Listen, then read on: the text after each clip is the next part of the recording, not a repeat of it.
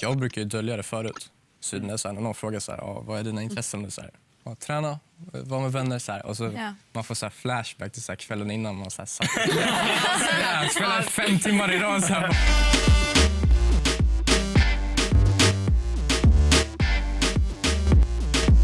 Idag ska vi prata om gaming, som ni alla vet. Så det ska bli kul. Och i slutet av programmet så ser ni här att vi kommer ha en liten överraskning. Ett litet spel som ni ska få spela. Så vi ska se vem av er som är den bästa gamern. Nej! Kommer man få se gameplayet? Ja, eller kommer man få se? Vad menar du? Ja, alltså, kommer de se hur mycket jag misslyckas på alla. Kommer de bara se mitt There's no going back. Alltså, det är verkligen... So if you fuck up, that's on you. Men först, jag har en fråga innan vi kör. Ja. Och då undrar jag, vilken är den så här stereotypa bilden av en gamer? Alltså det finns ju väl, det är ju typ antingen eller. Det är ju liksom antingen är det en unge och spelar eller så är det liksom en man. 30 plus typ så här singel, spelar, har eget liv, bor i källaren hos sina föräldrar. Och antingen är du extremt underviktig eller extremt överviktig. Ja, det är inget emellan. Nej, ingen emellan. Allt Och sen man gör också, är fett oätsamt typ. Ja, man lever på pizza. Ja, men precis. Och chips och lös. Ja, och likadant typ. Man lever på det här. Det här är allt man lever. Precis. Det här är min middag. Det jobbiga är att den stereotypiska bilden av en gamer, tyvärr, när man tittar på det, dyker oftast upp bilder av en man i huvudet. Let's face it. Och det har mycket med samhällsbilden att göra. Att tjejer ska inte gamea, tjejer är inte en del av communityt, tjejer är fake och så vidare.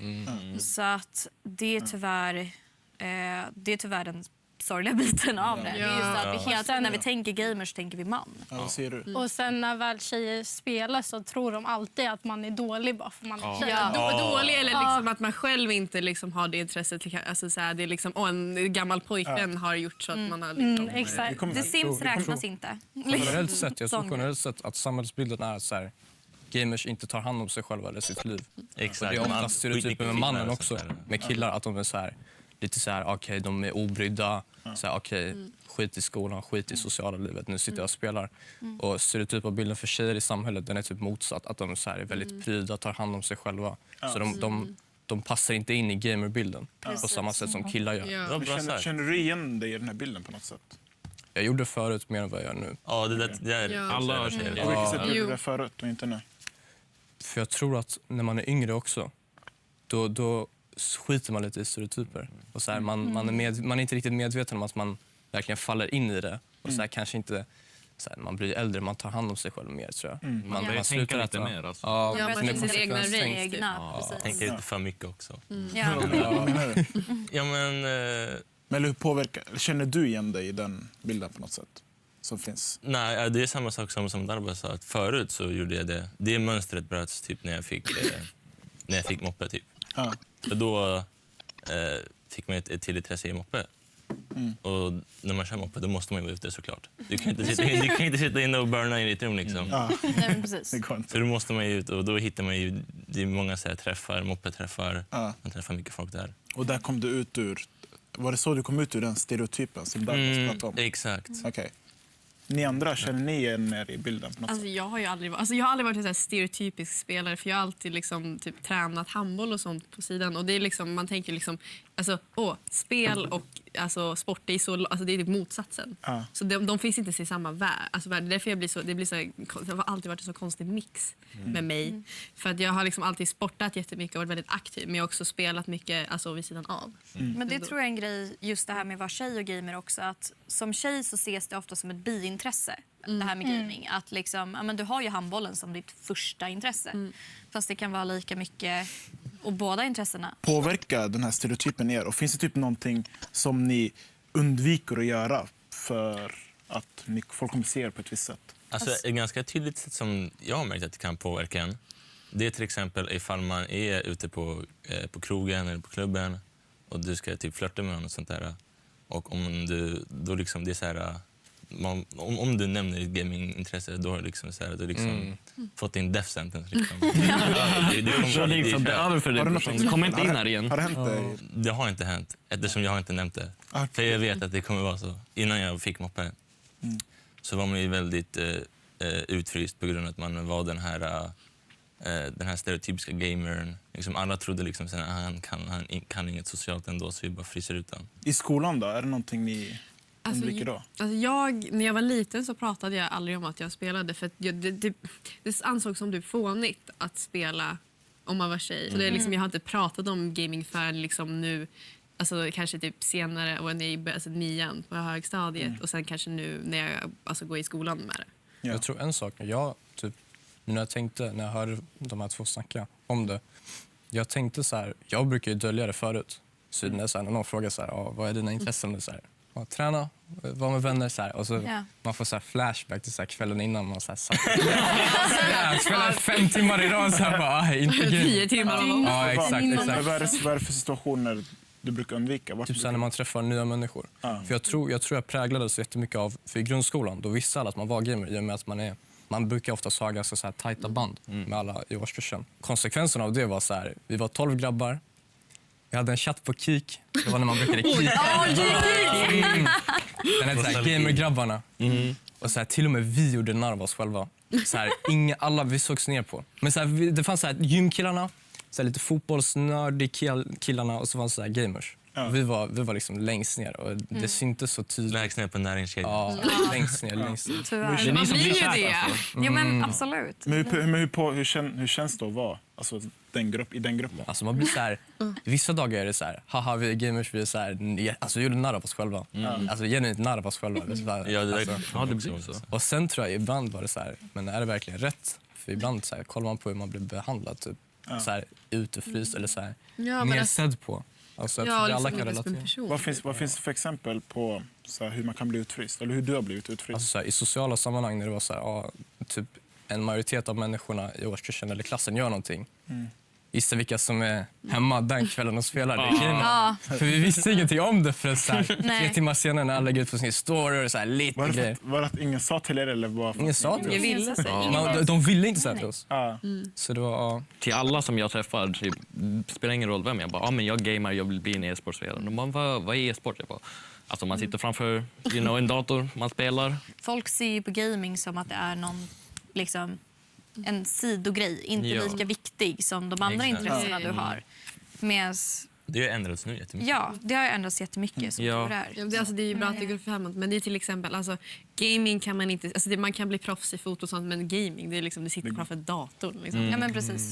Schack får mer respekt än vad gaming får. Men vart kommer de här fördomarna ifrån? Alltså, jag tror det kommer mest från äldre. Speciellt från föräldrar. Alltså, alltså häromdagen då var det så här, jag pratade med en äldre person. Och så sa jag så här, jag ska på ett LAN. För det var en grupp som anordnade ett LAN för tjejer och icke-binära. Och då så sa den här personen bara, men vadå, varför spelar du? Du kommer ju inte få någon framtid av det. Och de personerna vägrar inse typ att gaming är så stort nu. Och att så många har blivit, så många har lyckats inom det om de har velat gå den vägen. Och sen är det bara ett kul fritidsintresse. Men jag tycker det är fel att de säger så här, men du kommer inte få något liv av det. Men på tal om vuxna, vad är så vuxnas vanligaste kommentarer om gaming? Vad säger de? Föräldrar? Satsa på skolan. Jag kommer få fyrkantiga ögon. Fyrkantiga ögon. Av det, för egentligen så här, vissa nördiga farsor, de är så coola för de är värsta IT-hjärnorna. De har så här, vuxit upp ändå lite med samma grejer, fast de kanske inte håller på med det. Så de är typ skönare med det. Medan typ, jag känner att de som inte har varit med om det eller spelat själva, de är ju mest fördomsfulla. Men hur var det hemma hos dig? När jag fick inte gå på LAN. Du fick inte det? I en början, det var så här, jag bodde ganska långt bort från typ så här Stockholmsmässan, där LANet hölls. Så här, första året, typ 2015, då var det så här, jag behövde ju resväskor. För det var det liksom mest praktiska. Och i min kultur, så här, därifrån jag är så här, när mamma säger resväska, då blir hon så här, ska du till ett annat land? Så jag fick inte, för hon förstod inte. Och så när jag åkte dit nästa år, då skrev hon till mig så här, typ hon kunde inte sova. Då skrev till mig så här, 2:00 på kvällen, hon bara så här, vad gör du? Jag bara så här, spelar. Fortfarande. Jag fortsatte så här, och så här, min mamma är så, hon kan inte somna om jag är typ ute. Så hon trodde typ att jag gjorde något konstigt, men jag spelade verkligen bara. Så. Hur var det för er andra? Hur har vuxna varit för er? Alltså, de vuxna i min närhet har varit väldigt chill. Men båda mina föräldrar är typ riktiga hippies. Så att, jag har varit ett riktigt problembarn under min uppväxt med x antal saker. Och de har stått ut med så mycket från min sida. Så att, men de har varit så jävla chill om det. Så de var ju bara glada när jag började med gaming. Av anledning skönt, nu vet vi vad vi har den. Vad säger ni andra? Vilgot, vad säger du om vuxna? Alltså, min pappa har ju varit väldigt stöttande med det faktiskt. Typ när jag var 13 så hjälpte han mig bygga min första dator. Liksom. Och så har han alltid liksom, typ, finansierat nytt grafikkort när det kom nytt grafikkort och sådär. Så jag har varit ganska bortskämd med det, kan man säga. Ja. Spelar ni med föräldrar? Någonting? Ibland. Mormor Ryan. Ja, min mormor, jag kommer aldrig glömma det. Hon lärde mig spela tecken. Hon bara, "Ey Ryan, kom. Vi ska dra in till sovrummet, vi ska spela." Det var din mormor, så? Ja, min mormor. Ja, hon är ascool. Så hon bara, men vi ska spela tecken. Jag bara, vad är tecken? Där spelar sig läskigt ut. Hon bara, nej, det är ingen fara. Och sen hon valde du vet, den Bruce Lee-karaktären. Ja, hon valde han och jag valde typ någon cool gubbe, du vet, för han såg cool ut. Så jag tänkte, okej, han kommer vara rätt cool i spelet när man spelar han. Han kunde inte göra någonting. Så min mormor, hon gav mig inte en chans. Hon bara köttade ner mig. Hon bara, det är så du lär dig. Om du blir köttad av någon, fortsätt spela. Det var bättre. Du blir bättre. Ja, jag blev bättre. Det var någon dag där jag nästan slog henne. Och hon bara, okej, lyssna. Du får inte köra med. Jag bara, varför? Helt rätt. Men så var typ, de äldre i din familj, var de så stöttande med gaming och sånt? Alltså, det var lite typ så här. De har varit stöttande, men det är liksom, du ska inte prioritera spel över andra saker. Så den läxan lärde jag mig när jag var typ 12. Kom hem från skolan, jag hade läxa. Mormor sa, men gå och gör läxan. Jag bara, okej, jag går och gör läxan. Det gjorde jag inte. Jag gick och tränade lite tecken. Hon kom in. Hennes ansikte blev helt röd. Hon kollade på mig. Hon tog upp PS2. Kastade den på marken. Jag grät. Jag fick tårar. Jag bara, nej, PS2. Varför kastade du? Hon bara, för du ska göra dina läxor. Det var lite likadant för mig också. Att innan gymnasiet så satte pappan så här en spärr på routern. Så att efter en viss tid så stängde sig internet av. Och det var smart efter en viss tid. Ja, efter en viss tid då internet stängdes av. Mina föräldrar drog bara ut den. Vi hade samma som Vilgot. Att så här, routern stängdes av helt. Mitt i när man spelar. Det var så här jätteintensst. Vi satt när det är sent också. Det var lite yngre. Det är så här, man vill vara lite tyst för så här, föräldrarna fuckar ens liv. Så man säger så här, gå till B liksom. Och så här, mitt i så bara försvinner en gubbe. Bara, vi ligger i underlägen och så bara, klockan är 12. Nu har vi ett massa tips till alla föräldrar som vill. Men då visste de ju ändå att de skulle rycka sladden. Jag hade, att vi ska sluta klockan 12. Alltså, mina föräldrar kan idag liksom bara, okej, nu drar vi sladden bara för att nu spelar de för mycket. Ja, fast grejen är att de har alltid en second router som de sätter på, för de kan inte leva utan internet. Vi alla vet. Mina föräldrar kunde leva går utan internet också. Det var ett sätt som jag liksom kom undan det här med att internet stängs av. För att min dator funkar ju fortfarande. Så då kopplade jag upp min dator till min mobil och körde på 4G istället. Så jag kunde fortfarande... Vänta, hade du unlimited? Alltså 4G? Nej. Det var värt de extra timmarna. Det kom några mobilräkningar på typ 2-3 tusen. Aj. Men skulle ni se att gaming är viktigt för er? Ja, definitivt. Vad säger du där, Bass? Hur viktigt? Alltså, svåra stunder, det är som en flykt, det är som att läsa en bok. Du försvinner i ett annat universum. Alltså, det kan vara vad som helst. Det du vill sätta dig själv in i, det sätter dig själv in i. Det är typ... Så typ som stöd har det varit jättestort för mig. Vad säger du, Ryan? Gaming, alltså spel har alltid varit där för mig. Crash Bandicoot, allting. Alltså, man försvinner in i den världen för man tänker, man är gladare där. Jag har ingen här jag kan vara med. Min lillebror, han är 2, vad ska han ligga på där han sover så. Men när jag är i spel, då liksom har jag vänner som jag kan spela med. Jag kan göra vad jag än vill. Alltså, det är bara, man kommer till en helt annan värld. Det är liksom... Det finns ju en jättefin historia om... det var ju en pojke som dog nu här i Norge för bara några veckor sedan. Jag hörde det. Som var med i en guild, tror jag heter, i World of Warcraft.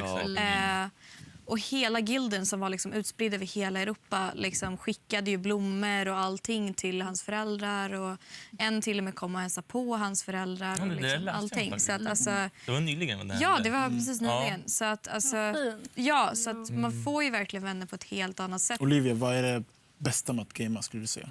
Alltså att man kan connecta med så många människor. För att alltså, när man väl börjar gamea man lär känna så himla många människor. Och man får det här stödet, man får den här communityn som man typ annars inte skulle haft. Eller typ annars skulle ha haft lite svårare att hitta. Så man, alltså, för mig är det bästa med att typ såhär, lära känna människor med samma intressen. Ja. Men Emma, jag undrar, vad skulle du säga, vad är det bästa med gaming för dig? Alltså, jag tycker det finns så många fina egenskaper. Alltså, framförallt vännerna, man får en annan närhet, man har liksom folk med samma intressen. Men jag tycker också typ alla typ nya sätt som typ tankesätt, till exempel strategispel, lär du strategi. Alltså om spelar spel på engelska lär du engelska och massa sådana saker. Så det är typ det jag har haft mest, liksom, att man får ett helt annat tänk typ när man spelar, och att typ att alla de här fantastiska världarna har typ öppnats upp för en. Men hur ser gemenskapen ut online, alltså i spelen? Alltså, det finns ju den bra gemenskapen, så finns ju en dålig. Alltså, det finns ju liksom alltid, så liksom, man har ju sina bros som man spelar med, som man är jättekul med, som man sitter och mimar och liksom bara liksom lever livet och har så kul. Och sen så har man ju de som inte är alltså, lika roliga, och det kan vara om man spelar solokub och de sitter och hatar på en och man blir arg och det är bara ett massa toxic, och så finns det de som säger emot en för att man är tjej och spelar och och sen bara gör något. Ja, gör någonting då. Ja, och man bara okej, jag gör mest. Hallå. Jag gör mer än dig. Tyst. Det är typ, de säger typ så Jag här. hade det en gång när jag spelade. Där kan du spela som olika klasser. Du spelar flank, du spelar tank och så vidare. Och så vidare. Och jag spelade flank då, vilket gör att jag bara ska sitta på ett höghus och typ skjuta folk. Alltså det, Ja, sniper typ. Ja, sniper typ.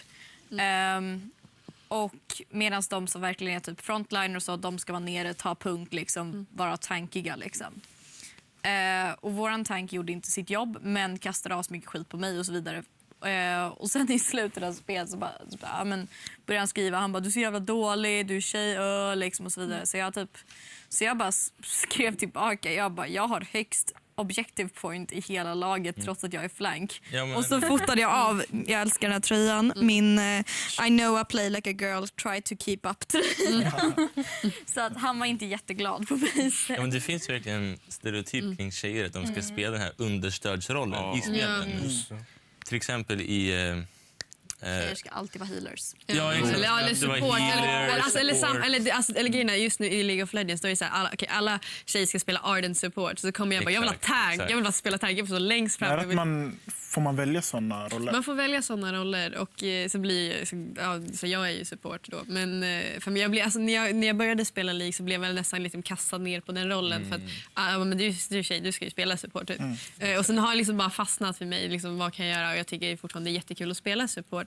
Men det är just det här, men du ska köra Ardent, vilket är en healer typ, som bara ska stå bredvid, du ska bara kila mig, så ska jag springa in och typ döda allihopa. Men alltså, jag bara, nej, jag vill inte göra det, jag vill liksom vara tank, jag vill gå in som Alistar och knocka upp alla och starta en teamfight typ. Men finns det andra sätt man stöter på sexism inom gaming som ni pratar om nu?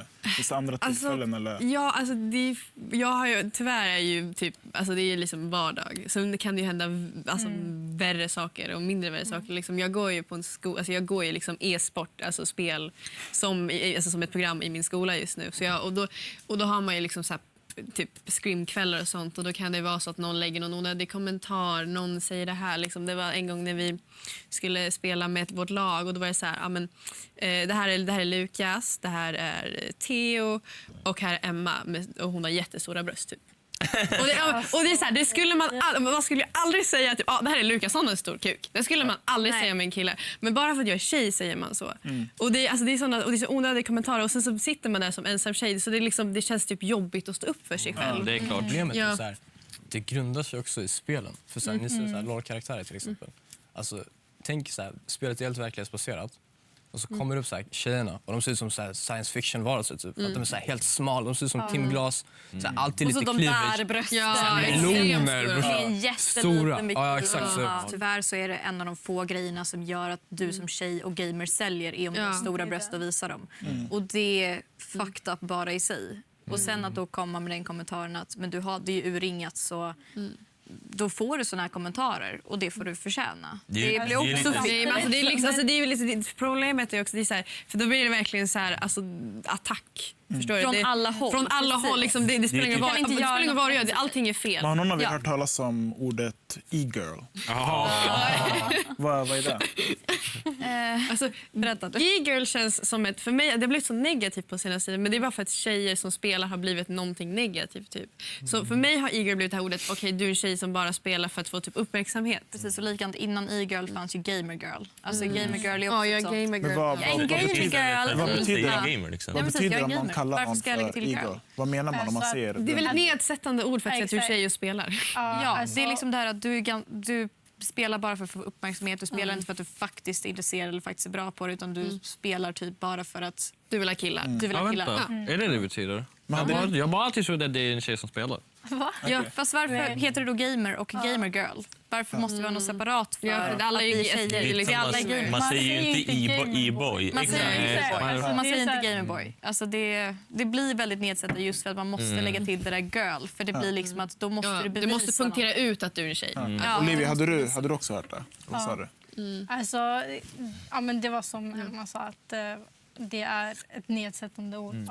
Och alltså, blir man kallad det, man tar typ inte åt sig det. För att alltså... Det är vanligt. Alltså förlåt, Ja, det är alltså, vanligt. Man hör det varje dag. Det här är vår e-girl. Eller det här, ja, men det är liksom, det man blir nästan vanligt. ett pris. Liksom. Ja. Titta vår e-girl, titta vår Det här är gamer vår girl. trofé. Här. Blir man inte påverkad alls? Eller vad? Alltså, man Man kan är bli van. påverkad. Det är just det.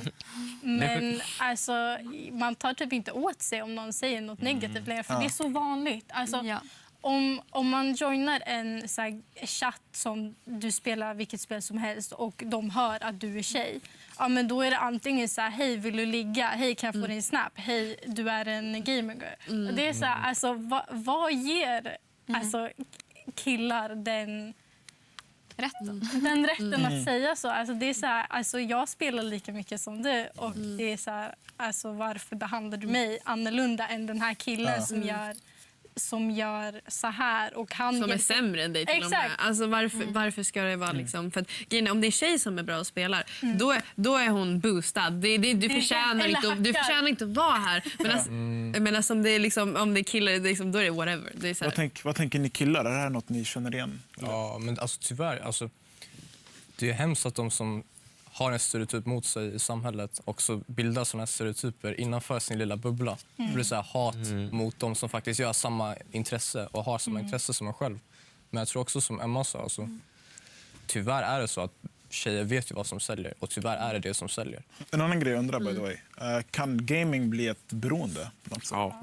Ja, det har hänt att man typ så här, man typ skolkar från skolan för att man vill hem, sätter hem och spelar. Typ. Alltså stereotypen finns tyvärr för att det alltså, i vissa fall är sant. Det är som vilken stereotyp som helst. Stereotyper är ju en bild som målas upp för att någonting har skett men sen generaliserar man det. Så tyvärr kan man ju bli den här liksom, överviktiga, om man är oerhört överviktig. Som inte tar hand om sitt liv och äter dåligt och bara spelar hela dagen. Och då är det inget bra liv man lever. Det är beroende. Precis som om man tränar för mycket. Då sliter du din kropp, fattar du? Alltså, allt. Ja, men det är ju så här, det är väl, alltså, det är när man inte vet när man ska sluta. Man sitter där och liksom, alltså, det är 10 timmar. Ja, men man bara flyger. Ja, men, alltså, men det är som inget slut. Och det är liksom, du skärmar av liksom ditt liv. Du gör ingenting annat. Du spelar bara, du struntar i skolan. Alltså, allting som är, liksom, ändå är viktigt. För skola är viktigt, din familj är viktigt, så här, vänner och sånt är viktigt. Och även fast du pratar med folk liksom, i spelet så är det ändå väldigt så här, mycket alltså, kontakt så här, viktigt också. Men har någon av er någon gång varit typ beroende eller typ så skolkat från skolan som du kom in i? Det var så jag började in i gamingvärlden egentligen. Innan jag satte mitt mål som att bli e-sportspelare, då var jag beroende av spel. Det var liksom, jag prioriterade spel över någonting annat i mitt liv. Ja, det hände mig också. Typ, att jag, typ, ifall någon kompis ringde och ville träffas, då sa jag bara, nej men jag spelar hellre. Alltså. Det känns ju fett sorgligt när man tänker på det efterhand. Vad jag än skulle göra, mitt spel kom först. Liksom. skulle jag hämta min lillebror efter skolan? Ja, men jag hämtar honom efter det här gamet och sen blir det ett till game och så blir det ett till game. Så sitter han där vid skolan och väntar på att jag ska hämta han. You know? Det var verkligen jättedåligt. Men grejen är att man måste kunna inse skillnaden med att vara spelberoende och en e-sportspelare. En e-sportspelare kan ta hand om sig själv, kan skilja vad som är viktigt och vad som inte är viktigt. You know? Alltså spel är viktigt, ja, men det är inte viktigare än din familj, det är inte viktigare än din hälsa. Ja, men det är så här, liksom, för många pratar ju om att typ, som det får man ju höra, det är typ så här vardagsgrej, men du är spelberoende. När man liksom ändå fokuserar på skolan så det är bara att man spelar mycket. Då har man ett beroende, vilket man inte har. Det som beroende är sagt när man liksom tar bort. Men en sak är så här, det roliga är folk säger alltid du är spelberoende, men de inser inte typ när de sitter och binge-kollar Netflix. Ja, precis. Eller typ har 5 fotbollsträningar plus matcher i veckan. Alltså, Det är så här, Men det är ju vanligt att spela fotboll, så det är liksom okej. Det är ju det. Men en annan grej jag undrar. Gratisspel som har så här, köp i spelet. Tycker ni det finns ett problem i det? Jag kan tycka det är problem hos yngre spelare framförallt. För att det blir väldigt mycket den här att typ, när man är 12 år gammal, vem hade ett konsekvenstänk när man var 12? Jag tror inte att jag hade ett konsekvenstänk för jag var typ 18. Men alltså på riktigt. Så jag menar alltså, det blir ju den här att typ, det här spelet var gratis, jag laddar ner det och så bara så här. Skinsen och extra liv och allting. Det finns skillnad mellan utseendemässiga saker och så saker som verkligen påverkar din förmåga i spelet. Så om du kan betala så kan du liksom bossa på alla. Det där ligger ett problem med så här. Sen andra transactions som är så här, det är liksom ett skin eller vad det är. Det är så här, unna dig det om du vill. Du kommer inte kunna döda mig med ditt skin bara för att du har det. Liksom. Jag tycker ändå att det fast det där med skins, det kan också vara ganska farligt. Speciellt i... Det finns ju så här... Man köper så här en box och så öppnar du den så kan du få ett random skin. Ja, det och är sådana liksom... saker, det är så här en mikroskopisk chans att du får den här. Men den chansen blir liksom om det blir någonting. Och det blir typ som blir inte det som ett lotteri då? Ja, precis. Och det är som är det roliga, alltså det är det som blir det roliga, men jag tycker också det är viktigt att man måste tänka att jag tycker beroende på vad vad ska man säga typ, alltså spelets, alltså vilka det riktar sig mot barn, då borde man inte få promota och köpa de här sakerna alltså lika mycket tycker jag. Men de måste också tänka på att det är företag som vill tjäna pengar, så klart de kommer göra det ändå, men och så måste man ändå också, sen igen också, det är ju ändå föräldrarna som måste ha koll på alla de här grejerna, för att de har ju köpt den här konsolen, även fast det är ett gratisspel har de ändå köpt en dator, och det är ju inte så att det är hoppsan mitt barn spelar, alltså de måste ju ha någon form av koll på det. Men samma sak med mobiltelefoner och mobilspel, det finns hur mycket köp som helst i de spelen. Och jag menar, det måste du som förälder ta ett ansvar. För du kan, alltså, jag känner så här, som förälder, om du står där sen och undrar vart fan försvann 500 spänn. Nej, det gick till spelet. Ja, men det är liksom, det kan ju vara en 9-åring som har köpt eller en men vart ligger ansvaret då? Är det hos föräldrarna eller hos företagen? Alltså, jag tycker helt hos föräldrarna. Ingenting hos företagen? Alltså föräldrarna, men alltså, jag kan tycka att det är elakt av företagen att sitta och promota för bara att köpa det här. Företag, de har ju så här lotterier som det är ju ett lotteri för att du ska få ett skin.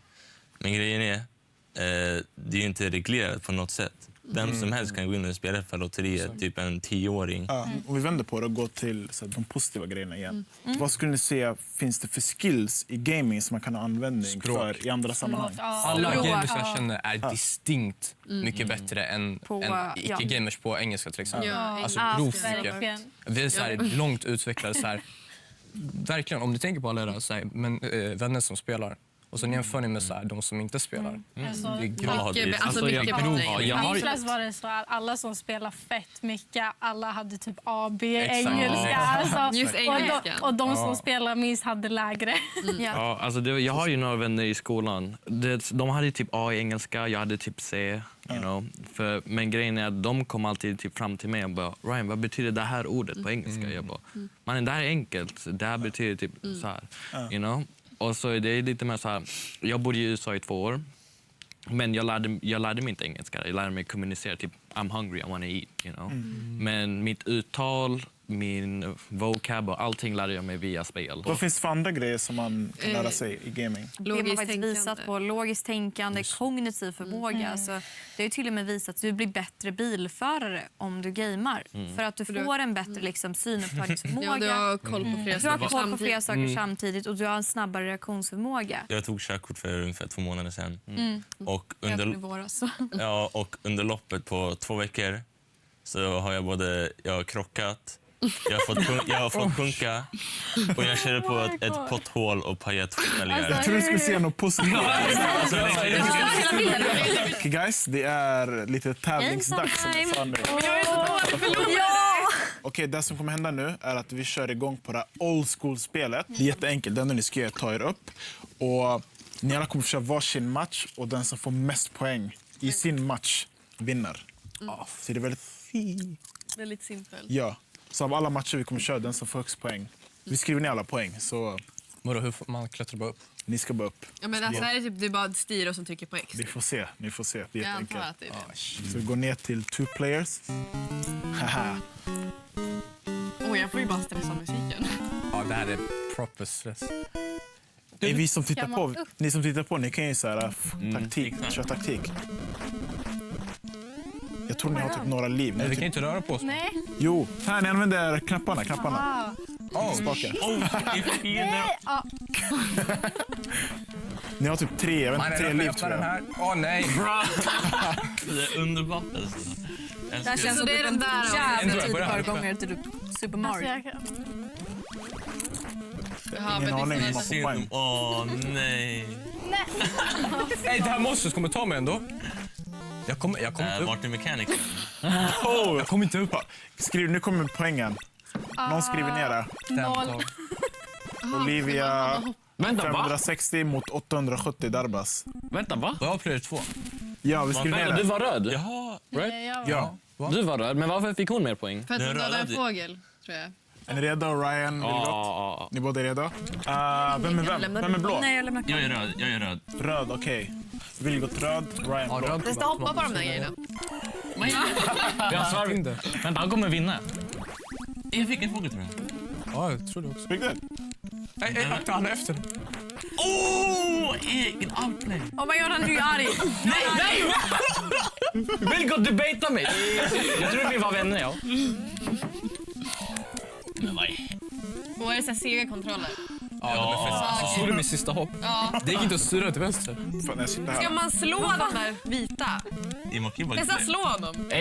Kan man slå? Man kan slå på dem. Va? Ser du, jag kan det med Hannik. Så där spelar. Ja, fyrkant. Du har ju lärt dig allting. Det är därför man ville vara Ja, men jag sista. kommer ändå vara då. Vi körde en raw edition. Men fattar du vad pinsamt? Jag kommer även att vara sämst. Vi bara chilla på Alltså, ni ska inte samarbeta bara så att ni vet. Nej, jag vet det. Ska bara... Mannen, hur kommer jag inte upp där? Det här spelet är Försök buggad. sabotera för den andra typ. Så är det andra där. Han dog. Jag vinner. Jag säger ingen kommer till bonus Game stage. over. Game over. Det här är sista 40 sekunderna. Okej, här kom poängen. Vänta. 301. Oj! Hur? Ryan, vi har blivit... Vänta, jag fattar. 1000. Men han dödade en massa grejer. Okej, Han dödade ingenting. Det där är fåglar. Det dödade fåglar. Han dödade fågeln. Ser ni? Så. Ja, nu är det ju... Nu kör ni. Ja, nej. Så här, jag har sån öga mot Vilgot. Jag inser ingenting. 2 lax. Det är 2000 som gäller. Nej. Har du kört det? Vänta, va? Nej. Kolla. Trix X för att hoppa och sen 4 för att slå. Vem är blå? Ja. Fyrkant för att slå. Kom inte för... Vänta, fyrkant. Fyrkant för att slå ner. Kan man slå varandra? Nej, man kan inte slå varandra. Vänta, Emma, är du röd? Jag vet inte vad jag gör. Vem är blå? Är det Petra? Det är jag som Ja, bra. Slå då. Så... Är du blå? Jag är blå. Haha, gamlingen. Emma försöker Utväg. nästan Aj, få- men Men vad jag sa fan. att jag inte kan det här. Nej, du saboterar nästan. När Klara kommer. Jag säger ju att jag inte kan det här. Kolla, de här två är bra. Bonus stage. Det här är close. Oh! Det här är tight. Man har någon döda Ta fågel. en sån. Men de där lila ger typ 3-4. Sanning, hoppa bara ner och ta fåglarna igen. Det är ändå mer poäng. Okej, jag tog. Nej, men man kan inte hoppa ner igen när man kommer till bonus stage. Okej. Kolla, Rör kommer vinna. Nej, jag Då får kommer vi inte se. vinna. För Rör kommer vinna. Jag dödade inte fågel. Vinnaren är... Vilgot! Vilgot! Utklassning! Grattis! Här kommer Det är bra spelat. pokal Bra spelat. till Vild. Det var jättetajt match. Applåder! Guys, Vad är tröstpriset? det finns inget tröstpris. Tänk till. Tyvärr, det är bara vinnaren som... Det är bara vinnaren som vinner. ändå Vill du vara med i vår talkshow eller finns det något ämne du tycker vi borde ta upp så borde du skriva till oss i våra sociala medier. Och glöm inte att prenumerera på vår kanal så du inte missar våra klipp som kommer i framtiden. Så vi ses då. Ha det bra. Hej då.